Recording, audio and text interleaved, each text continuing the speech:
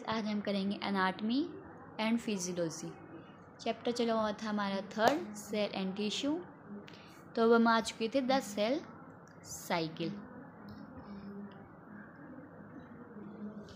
Cell cycle क्या होता है कि the period between two cell division, ऐसा समय जब दो सेल डिवीज़न होती है, is now as the cell cycle.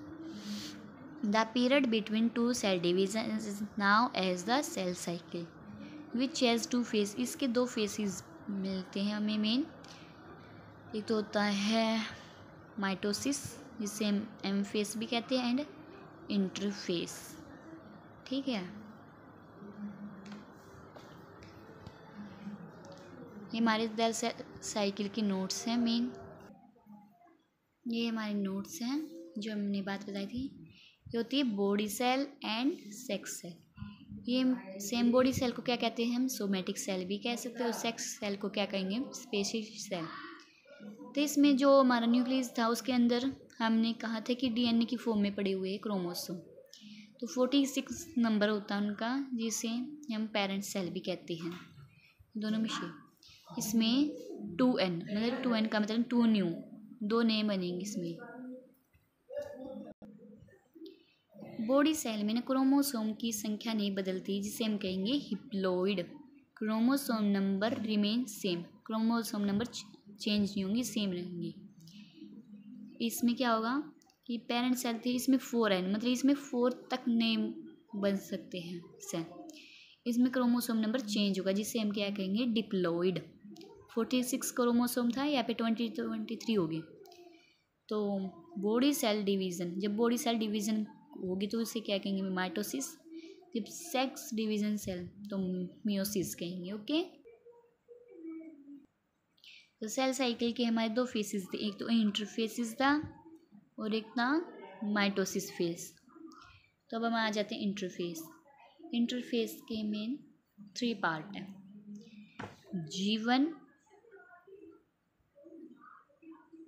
G2 S phase and G2 यहाँ पे है। ये हमारे नोट्स हैं। तो G1 फेस, एस फेस जिसे हम क्या कहेंगे? Synthesize phase. G2 phase. तो G1 phase is also now as gap phase. इसे किस नाम से जानेंगे? Gap phase. इसमें सेल ग्रो होगी, साइज एंड वॉल्यूम। इसमें ग्रो होगा सेल का क्या क्या? Size and volume. This is usually the largest phase, सबसे लंबी फेस है। ये देखो, ये हमारी ये G1 फेस इंटरफेस का है हमारे डायग्राम। तो लार्जेस्ट फेस है, मोस्ट वेरिएबल इन लेंथ, और इसकी सबसे ज़्यादा लेंथ देखो। This stage are usually high active carrying out their specific function.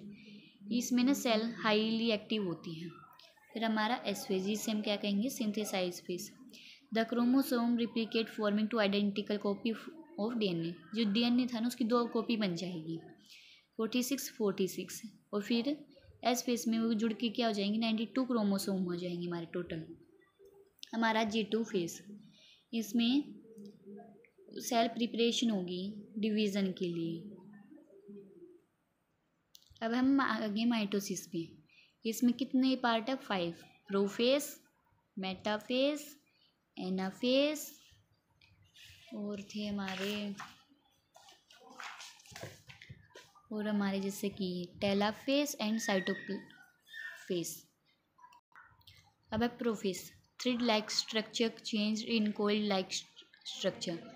जो हमारे क्रोमोसोम थे ना कोइल शेप के हो जाएंगे ऐसे। During this stage the replicate chromosome become tightly coiled. जो क्रोमोसोम रिप्लिकेट हुए थे ना वो टाइटली कोइल्ड, मतलब वो बंध जाएंगे खुद में।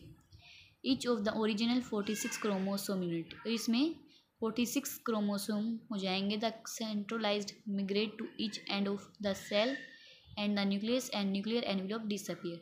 इसमें nucleus and nucleus envelope disappear, गायब हो जाएंगी। ये हमारे सेंट्रोमर्स, ये तो अपोजिट साइड चले जाएंगे। यहाँ पे जो क्रोमोसोम थे हमारे, ये कोल्ड शेप के, अगर जो न्यूक्लियस थी, न्यूक्लियस एनवेलप, ये गायब हो जाएंगे, डिसअपियर हो जाएंगे। फिर हमारा metaphase. The chromatids align on the center of the spindle attached by the centromeres.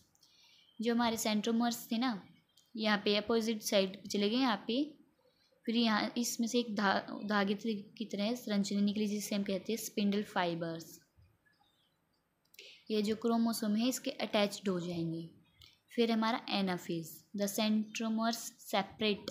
जो सेंट्रोमर्स थे ना इसे सेपरेट तोड़ेंगे and one of each pair of sister chromatids, और एक पेयर बना लेंगे सिस्टर की तरह। Migrates to each end of the spindle as the microtubules that from the mitotic spindle contract. मतलब इसके कांटेक्ट में आ जाएंगे। रिक्वायर्ड हाई एनर्जी, इन्हें तोड़ने के लिए क्या चाहिए? रिक्वायर्ड हाई एनर्जी की जरूरत है। फिर हमारा है टेलाफेज। टेलाफेज में reappearance of nucleus and membrane envelope आ जाएंगी। न्यूक्लियस एनवेलोप एंड न्यूक्लियस क्या हो जाएगी? रीअपीयरेंस रोड किया जाएंगे।